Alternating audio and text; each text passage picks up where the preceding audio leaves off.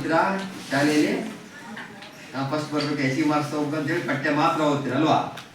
ಸಮಾಜ ವಿಜ್ಞಾನ, ಕನ್ನಡ, ಇಂಗ್ಲೀಷು, ಗಣಿತ, ಸೈನ್ಸ್ ಎಲ್ಲ ಓದ್ತೀರಿ ಅಲ್ವಾ? ನಾವು 100 ಮಾರ್ಕ್ಸ್ ತಗೋಬೇಕು, 100 ಹೋಗ್ಬೇಕು ಅಂತ ಓದ್ತೀರಿ ಅಲ್ವಾ? ಜೊತೆಗೆ ಏನು ಕಳ್ಕೋಬೇಕು? ಪಠ್ಯ ಒಳ್ಳೆ ಆರೋಗ್ಯಪೂರ್ಣವಾದಂಥ ಒಂದು ಪೌಷ್ಟಿಕ ಆಹಾರವನ್ನು ತಿನ್ಬೇಕು. ಅದರಲ್ಲಿ ಎಸ್ಪೆಷಲಿ ನಾವು ಬೆಳೆಯಂಥ ಮಕ್ಕಳಿಗೆ ಹೇಳ್ತಾ ಇರೋದು ಅದನ್ನು ತಿನ್ಬೇಕು. ಸೊ ಈ ಒಂದು ಕಾರ್ಯಕ್ರಮ ಏನು ಸಂವಿಧಾನ ದಿನ ಅಂತೇಳಿ ಆಚರಣೆ ಮಾಡ್ತಾ ಇದ್ದೀವಿ. ಸೊ ತಮಗೆಲ್ಲ ಗೊತ್ತಿರ್ಬೋದು ಸಂವಿಧಾನವನ್ನು ರಚನೆ ಮಾಡಿದ್ರು ಅಂತ ಯಾರು ಹೇಳ್ತೇವೆ ನಾವು?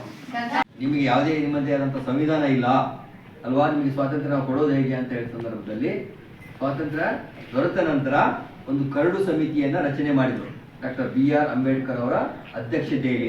ಅದಕ್ಕೆ ಡ್ರಾಫ್ಟ್ ಕಮಿಟಿ ಅಂತ ಹೇಳ್ತಾರೆ ನಾವು, ಸಂವಿಧಾನ ರಚನಾ ಸಮಿತಿ ಅಂತ ಹೇಳಿ. ಗೊತ್ತಿದೆಯಾ ಅದು? ಸೊ ಆ ಒಂದು ಕರಡು ಸಮಿತಿಯಲ್ಲಿ 7 ಜನ ಅಲ್ಲ 296 ಜನರಿದ್ರು ಮೊದಲಿಗೆ ಸದಸ್ಯರು. ಆ ನಂತರ ಅದು 272ಕ್ಕೆ ಬಂತು.